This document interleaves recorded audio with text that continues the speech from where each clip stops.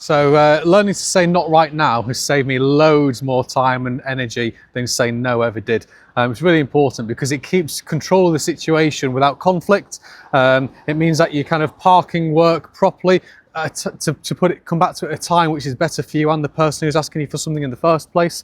And when it kind of reduces your mental load, it's kind of a win-win. So you're not saying no, you're just saying not right now. And it's actually quite respectful to the other person, because if you're being asked a question and you're still working on your computer and you're moving your mouse and stuff, you're not really listening to them, and they know you're not listening to them. So it's actually in their benefit and your benefit to say, not right now, I'll come back to it when I can give you my full attention that the issue clearly deserves.